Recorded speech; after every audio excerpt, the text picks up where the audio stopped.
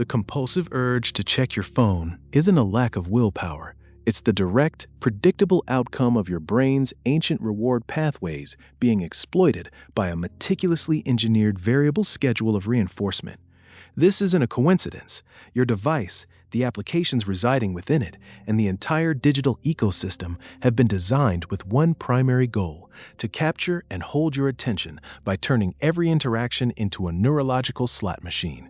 This isn't abstract theory, it's raw neurobiology in action.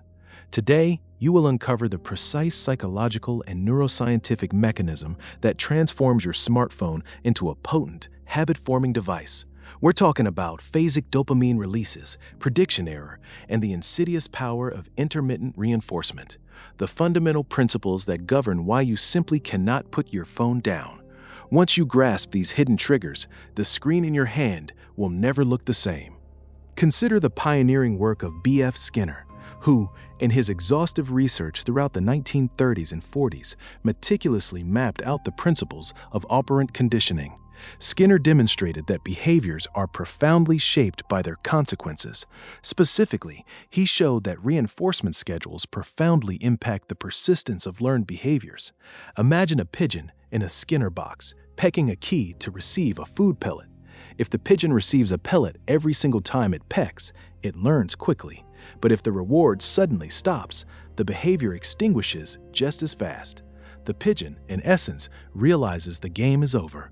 But here is where it gets truly fascinating. What if the pigeon doesn't receive a pellet every single time? What if the reward is delivered on a variable ratio schedule, meaning after an unpredictable number of pecks? Perhaps 1 peck yields food, then 10 pecks, then 2, then 218, then 1 again. The pigeon in this scenario becomes a relentless pecking machine. It pecks with incredible persistence and at an astonishingly high rate because it never knows which peck will finally deliver the reward. The uncertainty, the unpredictability, makes the behavior incredibly resilient to extinction. There's always the chance that the next peck will be the one. This creates a powerful, almost unbreakable loop. Think about it. The uncertainty of reward isn't a weakness, it's the ultimate amplifier of motivation. Now, let's translate this fundamental behavioral principle into the language of your brain chemistry.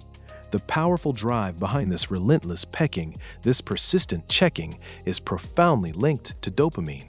For decades, dopamine was widely considered the pleasure molecule, released when we experienced something enjoyable.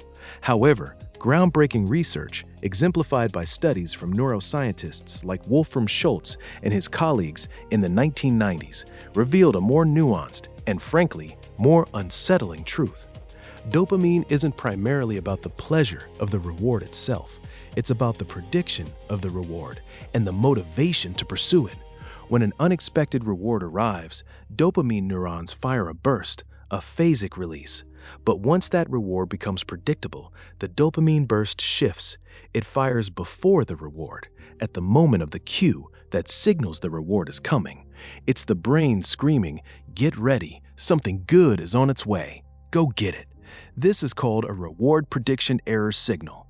When the predicted reward doesn't arrive, dopamine activity drops below baseline, signaling, "Uh-oh, something went wrong. Try harder, try differently." This fluctuating signal drives exploration, persistence, and the insatiable quest for the next potential gain. And this is precisely how your phone has hacked your brain. Consider the journey of a typical user, yourself perhaps, from before you truly understood this mechanism to now, in this very moment. Before, you might have felt a vague sense of unease or guilt about how much time you spent scrolling. You knew you should put it down, but somehow you couldn't. It felt like a personal failing. You'd open an app, perhaps Instagram, thinking you'd just check one thing. You scroll, scroll, scroll. 1 post, 2 posts, 3. A picture of a friend, an advertisement, a meme. Sometimes a like notification pops up for an old post you forgot about. Sometimes a new message appears from a contact you haven't heard from in weeks. Sometimes absolutely nothing. The content is an endless, unpredictable stream. Each refresh, each swipe, a pull of the lever. Each interaction is a miniature Skinner box. That vibration, that notification sound, that red badge on an app icon, These are not merely alerts, they are cues. They are the digital equivalent of the light flashing in the pigeon's cage, signaling the potential for reward. Your brain releases a little pulse of dopamine in anticipation of that reward. You tap the app. You don't know what you'll find. Will it be a funny video, a validating comment, a breaking news headline, or nothing at all? This is the variable ratio schedule in its purest, most potent form. The anticipation builds, the unpredictable reward keeps you checking, not just one time, but dozens, hundreds of times a day. Before, you'd pick up your phone because you were bored or waiting. Now, understanding the mechanism, you see that you're picking it up because your brain has been trained via millions of micro-interactions to predict the possibility of a dopamine hit with every engagement. The uncertainty amplifies the craving. It's why refreshing your email repeatedly, even when you know there's nothing new, feels so compelling. It's why the endless scroll on social media is so hard to break. It's why you pick up your phone for no reason, unlock it, stare at the home screen, and then instinctively open an app. Your brain isn't seeking pleasure in the content itself as much as it's chasing the anticipation of the unknown reward. It's the thrill of the chase, the wanting system, overriding the liking system. What will it be this time? That question alone can drive hours of compulsive behavior. This knowledge, however, is not just for understanding, it's for action. Here are 3 specific ways you can apply this neuroscientific insight to reclaim your attention and your brain's reward system. First, introduce intentional friction into your digital interactions. If the dopamine slot machine thrives on frictionless access to unpredictable rewards, then your strategy is to create tiny, deliberate obstacles. Instead of simply having your social media apps on your home screen, move them into a folder 2 layers deep. Better yet, log out of these applications after each use, forcing yourself to type your password every single time you want to access them. The increased effort, however minor, disrupts the automatic subconscious loop. That small moment of friction gives your prefrontal cortex a chance to catch up and ask, do I really need to open this right now? Or is it just the dopamine wanting another pull of the lever? This isn't about denying yourself access. It's about pausing the automatic, unconscious reflex. Second, consciously reframe notification cues and create new reward associations.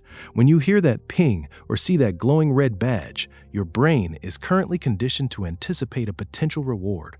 Instead of immediately reacting, try this. When a notification appears, consciously pause for 5 deep breaths before looking at it. Use those 5 breaths as a micro-meditation, a moment of mindful presence. The new reward you are training your brain for is the feeling of calm control, the satisfaction of making a conscious choice rather than reacting instinctively. This reassociates the cue with a different, more empowering internal state, rather than simply the external, unpredictable digital reward. Over time, that ping will begin to trigger a moment of mindful pause rather than an automatic grab for your device. Finally, design deliberate, predictable reward schedules for your own screen time. Instead of letting your digital interactions be governed by the unpredictable slot machine, take control. Designate specific, limited times for checking emails or social media. For example, tell yourself, I will check my email at 11 o'clock a.m. and 4 o'clock p.m., and those are the only times. When you adhere to this self-imposed schedule, your brain begins to anticipate the reward at a fixed time rather than constantly seeking it at random intervals. This shifts your dopamine system from a state of anxious, constant seeking to one of focused engagement during designated periods. You replace the frantic, unpredictable bursts with controlled, intentional releases. You are essentially turning the wild, variable slot machine into a measured, predictable dispenser, giving you back agency. You now understand that the relentless pull toward your phone isn't a moral failing or a simple lack of self-control. It is the sophisticated hijacking of your brain's most fundamental motivational system. You are not weak.